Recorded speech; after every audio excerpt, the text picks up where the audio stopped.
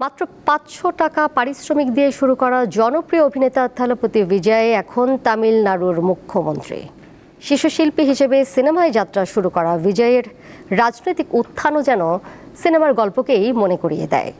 শপথ নিয়েই বিনামূল্যে বিদ্যুৎ, নারীদের সুরক্ষায় বিশেষ বাহিনী সহ বেশ কয়েকটি সরকারি আদেশে সই করেছেন বিজয়। ৪ দিনের টানটান নাটকীয়তা ও নানা জল্পনা কল্পনার পর অবশেষে তামিলনাড়ুর নতুন মুখ্যমন্ত্রী হিসেবে শপথ নিলেন জনপ্রিয় অভিনেতা চন্দ্রশেখর জোসেফ বিজয় ওরফে থালাপতি বিজয়। রোববার স্থানীয় সময় সকাল 10টায় চেন্নাইয়ের জওহরলাল নেহরু স্টেডিয়ামে শপথ নেন তিনি। গভর্নর রাজেন্দ্র বিশ্বনাথ আর্লেকার নতুন মুখ্যমন্ত্রীকে শপথ পড়ান। একই সাথে শপথ নেন নতুন সরকারের ৯ মন্ত্রীও। অনুষ্ঠানে হাজার হাজার সমর্থক জয়ধ্বনি দিয়ে নতুন মুখ্যমন্ত্রীকে স্বাগত জানান। শপথ নেয়ার ঠিক আগ মুহূর্তে মঞ্চে উপস্থিত হন কংগ্রেস নেতা রাহুল গান্ধী। অনুষ্ঠানের বিশেষ চমক ছিলেন জনপ্রিয় অভিনেত্রী তৃষা কৃষ্ণান। এছাড়া বিজয়ের মা বাবা ছাড়াও ভারতীয় জনতা পার্টির রাজ্য পর্যায়ের শীর্ষ নেতারাও উপস্থিত ছিলেন অনুষ্ঠানে।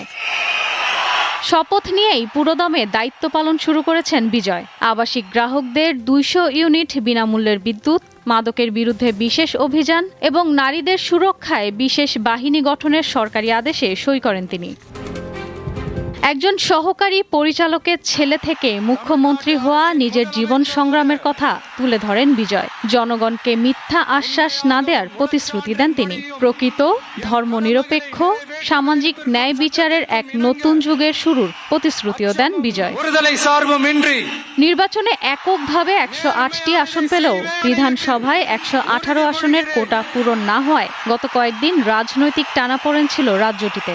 বারবার বাধার মুখেও হার মানেননি বিজয়। শনিবার পর্যন্ত চলা রুদ্ধশ্বাস লড়াইয়ের অবসান ঘটে সন্ধ্যায়, যখন দুজন করে বিধায়ক সহ ভিসিকে এবং IUML উভয়ই বিজয়কে সমর্থন জানায়।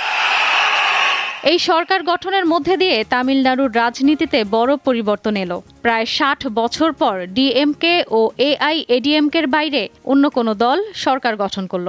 বিশ্লেষকদের মতে এটি রাজ্যের রাজনীতিতে নতুন যুগের সূচনা। ইশরাত সুমা, দীপ্ত বার্তা কক্ষ।